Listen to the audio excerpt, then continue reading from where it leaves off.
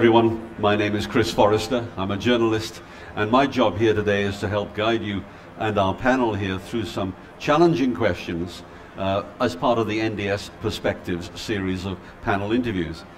We've got a great panel here this afternoon in the shape first from Jungo, Eran Rom. Welcome, Eran. From Vodafone, Guilhem Poussot, General Manager of their Connected Home division. Cesar Bachelet from Analysys Mason, number crunchers, I guess we should call them. And Cesar, may I come to you first on this topic of the connected home?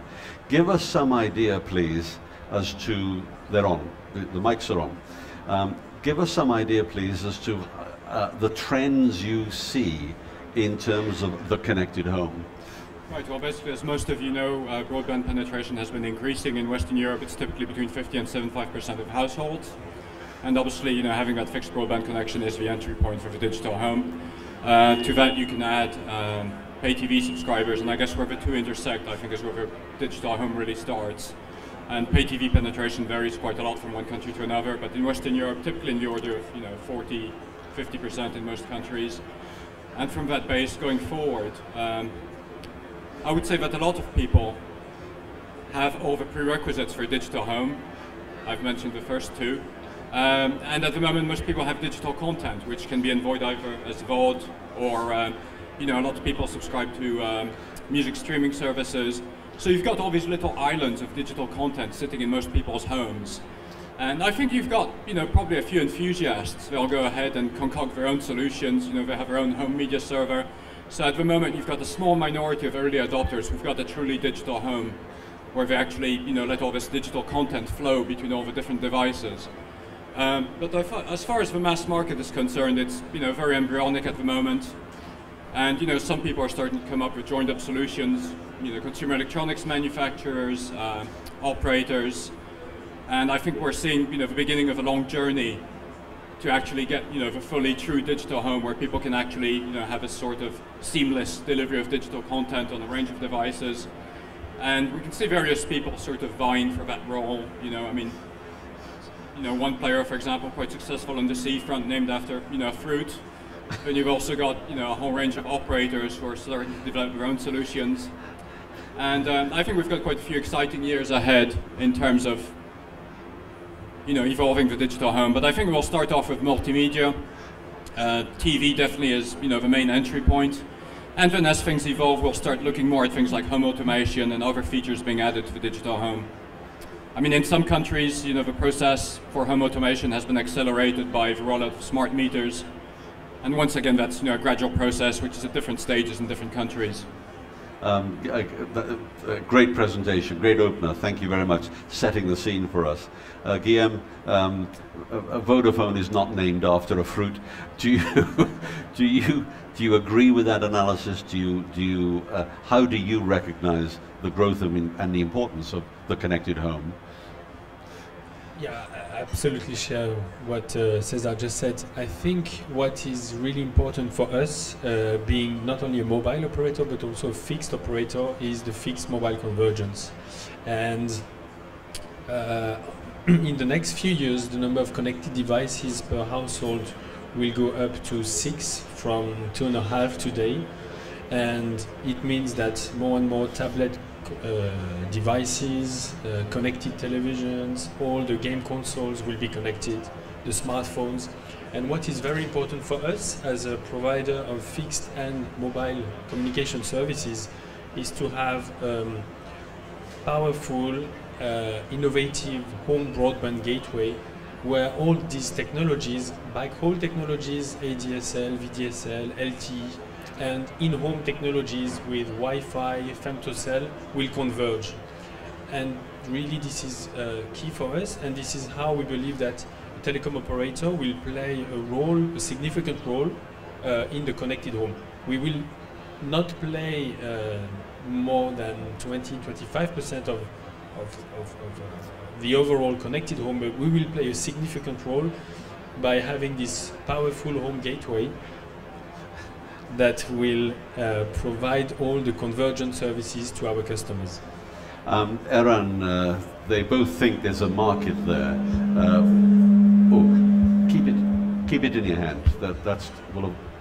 Will avoid the feedback. They both absolutely agree that there's a market existing and growing. What does Jungo bring to this party? What's your take on the state of the industry? Well, first of all, I cannot agree more. I think that the trends for the connected home is a combination of video over internet and TV to the home, and the technology, as Guilhem mentioned, allows it today and supports it. I also think that in the home there are many technologies that support the connected home environment and access to content, and as a result there will be many more devices in the home that are connected to the gateway. It's not only a PC anymore or a TV. These are game consoles, and these are all the mobile devices like iPads and iPhones and smartphones in general. So the opportunity and the challenge is to provide easy access from all these devices to all this content that is available, being it managed or being it over the top. And the role of this gateway in the home will become more and more important in providing these services and these easy to use access outside and inside the home. So I think in this aspect Jungo can provide a lot of value. And how do you do that in simple terms? What are you providing in terms of technology? Well, the fact that we provide middleware which is agnostic to the hardware allows service providers to make the best selection for them, to combine the best performant hardware with the best of breed software. And this middleware layer is commonly used between different hardware vendors, and is being very easily controlled and influenced and managed by the service provider. If it is their look and feel, or if it is additional and new services that they want to introduce, they can do it in a very easy way because it is being developed for their specifications once, and then can be deployed over many hardware devices. Sure. And by then, introducing it to the market much faster and investing less effort in introducing each and every service. In addition, the cost savings that are associated with the fact that you can select the best hardware that you need is outstanding, and the support of the end users later on. When you introduce these services, obviously the complexity of the applications results in more calls into the call center of the service providers. The tools we provide for remote diagnostic and remote management of these services again reduces dramatically the cost that is associated with supporting these end users. Now, a question for you, Guilhem. If I'm a subscriber to a satellite platform or a cable platform, or even a Vodafone platform as the service rolls out and gains traction, does that service provider, whoever it might be, do they own the home? So if I'm a subscriber to a DTH system, can I ever tap into you? Am I then closed to you in this connected home? Well, I think no operator will ever control the home. That would be pretentious to do that. What operators are trying to do is to offer the best fixed and mobile broadband services seamlessly to their customers, to all their connected devices. So I think it's there's some form of co-opetition for the connected home, and we believe once again that the convergence of all the technologies will happen very soon in one powerful home broadband gateway that will deliver advanced broadband services, connect all the devices in the home, but also provide home control, home security, energy management, centralization of content in one box with the possibility to cloud backup everything. So these services, we are just at the beginning of all these advanced services that will be put into the gateway, because the number of connected, in the past it was very simple. We had one copper line one mobile network, one gateway, and one PC. And today, the paradigm is completely different. We have many connected devices, and all these devices, when I want to listen to music on my iPad, I don't want to switch on my PC. So I need to have all my music on my gateway available to all my devices in the home. And the same for the movies, the same for all type of content. So the centralization and the convergence of technologies will happen very soon at the home gateway level.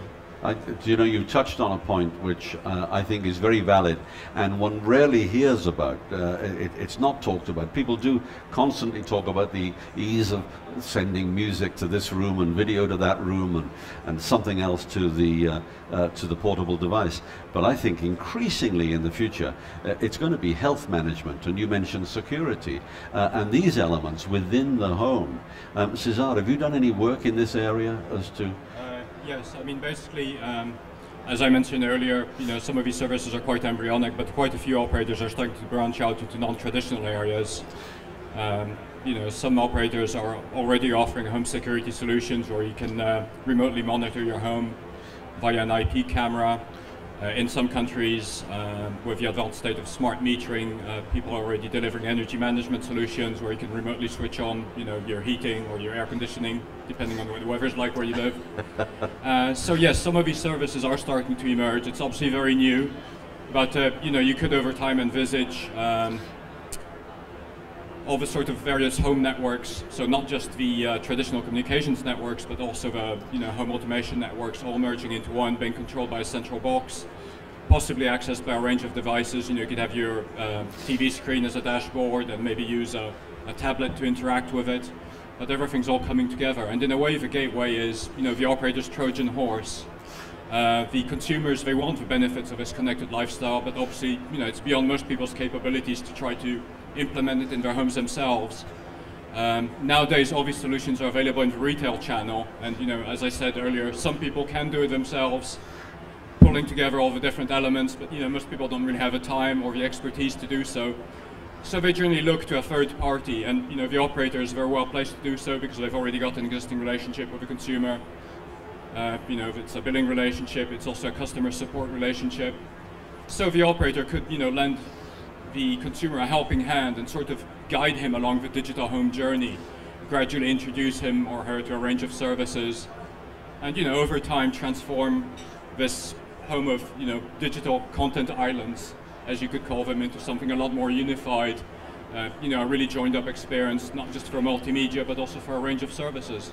Eran, is this, does this echo your thoughts that things like those automated elements within the home and health monitoring that your middleware is designed to handle and make a little easier for the home user? Yes, of course. I think that additional services or value-added services is definitely a direction that all service providers are taking today, and they try to differentiate themselves with these services. There's a big variety of ideas and directions, and Cesar mentioned it, and Guilhem also mentioned it earlier. Both agree, and I cannot support it better, that the gateway, being the heart of this digital home or the connected home, is the last mile that they still manage and they can still control. They can download new services after this gateway was shipped and installed, and by doing that we allow and we help to keep the pace and allow the flexibility of introducing more and more services that will always will be new and will be introduced, and you cannot know when you ship a gateway what are the services that you will not deploy. So the flexibility and the ability to introduce and deploy software-based services after it was launched is key element. And are you having that sort of dialogue with some operators? Yes, we do. Actually, some are sitting here. And not only that we have this dialogue, we already implement it, and we have solutions that are available and support this concept. That's fascinating. And Guilhem, remote management, the ability, if you like, to interrogate a system or to make a system work for you, how important is that in your thinking? Yeah. For us, that's absolutely crucial. We absolutely want to avoid replacing the gateways of our customers every 12 or 24 months. The cost of a gateway is absolutely huge for us, and the more we can remotely upgrade it with the new software, the better we are. So that's really a question of just a business case for us. And it's very important that we can remotely manage and remotely upgrade the gateways. I would say this is almost done. What is really yet to come is the launch of what we could call a smart gateway. Like we have the smartphones, we have the smart tablets. What is missing today is a smart gateway that could basically be at the center of the home, provide all the connectivity to all the devices, centralize your content, offer all the added services that you would like on health, home security, home management, etc. But that's quite a powerful gateway, and but I'm sure it will appear over the next couple of years. Well, let's expand that in a final question, a quick snapshot from each of you. Cesar, what sense do you take in terms of, should we say, the percentage of an operator's business is going to come from these new services? If he's charging $30 a day today per month, is there scope for a 5% or a 10% or a 15% uplift to ARPU from these very attractive new services?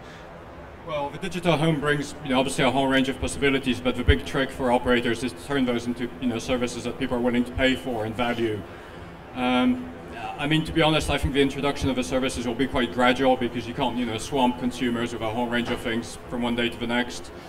I think we'll start seeing gradual uptake of, several even supporting services for the digital home. So things like, online storage and backup. It sounds really dull and boring, not very high, state of the art, but it is one of the prerequisites, and you can see sometimes some of these more basic services starting to gain traction and adding some incremental ARPU, maybe a few euros a month, and then afterwards people will start adding more things like multi-screen TV. Then people will want the TV access extended to other devices, and I think probably at a later stage you'll see yet another ARPU uplift from home automation. So I think it's going to be a very gradual process. And I think it's also going to be very modular because some people will pick and choose. The digital home has got many elements. So, it's not like everyone will pick everything. I think some people will, pick the bits which most appeal to them. So, I think the main value of such services for operators is not so much the ARPU uplift, but more of the retention benefits. And would be quite interesting to what the more services that are hanging off, the less likely exactly. we are I mean, the higher the proportion of a consumer's life you help the operator manage, the operator's more deeply becomes more involved in your life. Then the more involved the operator's in your life, the harder it is to, I guess, get rid of him. So I remember very well a couple of years ago, more than that, 5 years ago now, people were just absolutely anxious by the price war in France on the DSL segment. You could get a triple play line with fixed broadband, telephony and television for 30 euros, 29.99, VAT included per month. And people are like, this is unsustainable, these guys are going to die, it's a desperate business there's no business model, it's a desperate move. Today, the ARPU of the broadband players in France is, excluding VAT, greater than 35 euros, meaning that they've been able to go down the price with the price war and increase the ARPU up to 35 euros, which means that they get 10 euros extra additional ARPU per month per subscriber.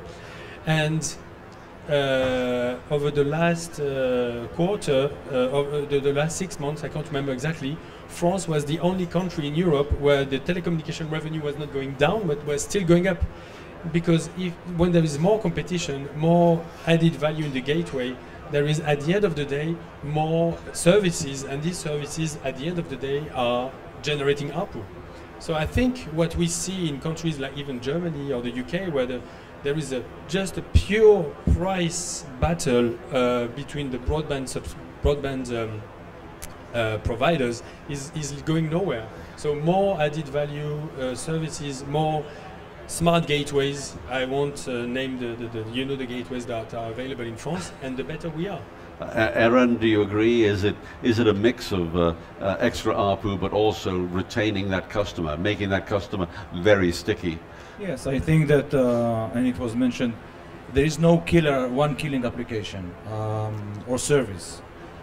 And at the end of the day, sorry, the variety of end users will look for a long tail of applications, and the challenge will be for the service providers and for vendors like us is to create the infrastructure that will allow introducing as many efficient and usability services as they can in order for end users to pick up and use it as much as possible. And I definitely agree that the more value-added services that you use from your supplier, it is less likely that you will churn to a different vendor, and definitely not for $2 or $3 per month, because some of the services, in addition to the value that they provide, they also create stickiness in terms of the ability to use these services on a day-by-day basis, even though they are not always provide a commercial value. So I think that on one hand, the demand is there, and end users are now looking for more and more value-added services. On the other hand, service providers are looking for differentiation and more services to offer, and the vendors are challenged with the situation to provide the gap between these two demands. Great answer, and a very insightful panel. Gentlemen, thank you very much. Eran, Guilhem and Cesar, thank you for your time today.